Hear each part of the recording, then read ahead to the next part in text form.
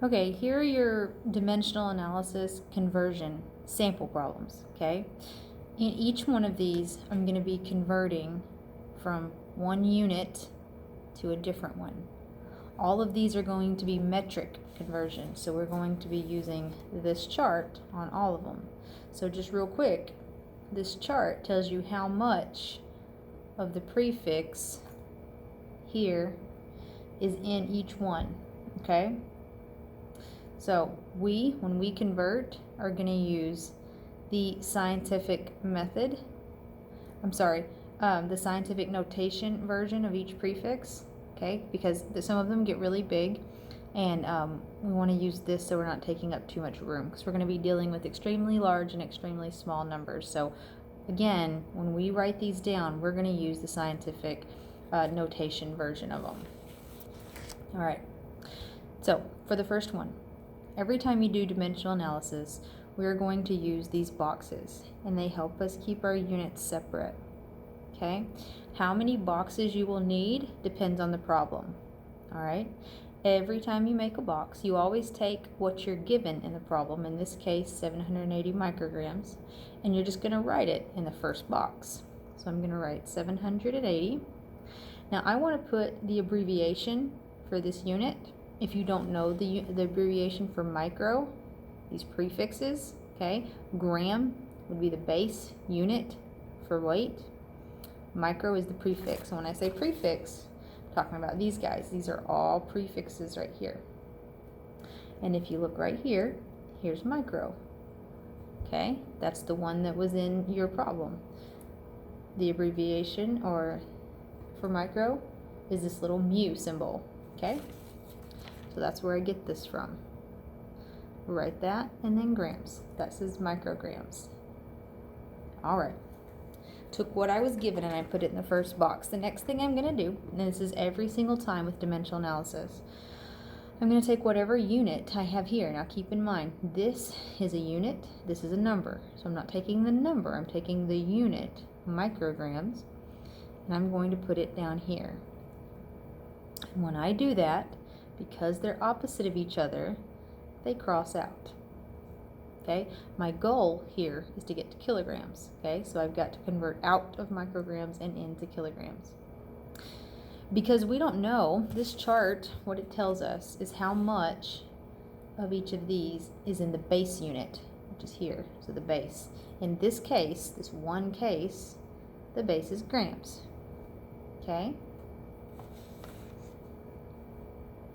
micrograms, prefix, base, just like with English. All right.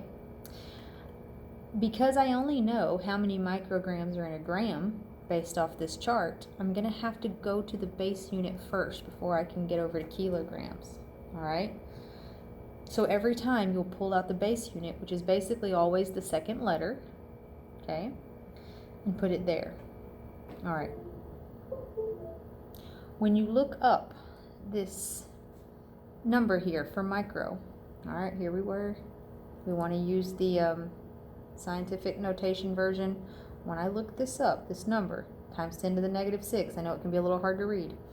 It goes with the base unit, okay? Grams is my base. So 1 times 10 to the negative 6 for micro goes with the base unit, and then you just put a 1 there, okay? This is called a conversion factor. And it's telling you that in 1 microgram, there are 1 times 10 to the negative 6 grams. That's what that conversion factor is telling you. All right, I'm going to draw another box because right now I'm in grams and I need to be in kilograms. So I'm going to do one more conversion. Same as I did here, I put these units, the same one here and here to mark out. I'm going to do the same thing. I got grams here. I'm going to put grams here. Mark it out. Okay. Now I can go to kilograms. And if you don't know the abbreviation, you look it up on here. Here it is, kilo. All right. Whenever you go to get your numbers, you look at kilo. 1 times 10 to the 3, it goes with the base unit. 1 times 10 to the 3. And that's what that will look like.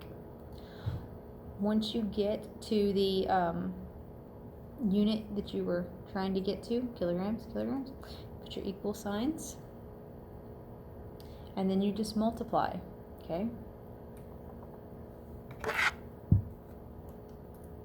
Take these top numbers, you're going to multiply this number times this number times this number, and that's going to be your top value. So just like this, 780 times, then you put this one in here.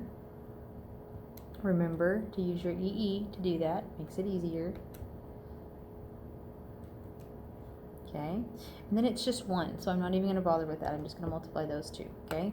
There's my top number.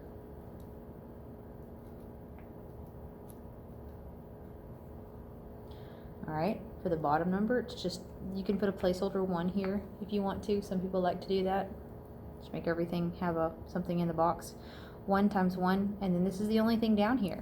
So it's just going to be itself, because it's all times 1.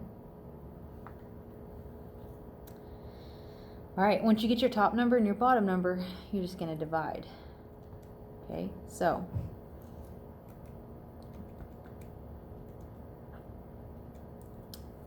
top number 0.00078 divided by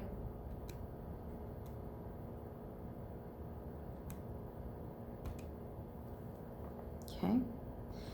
If not indicated, you do not have to put it into scientific notation. You can leave it just like this unless it says otherwise.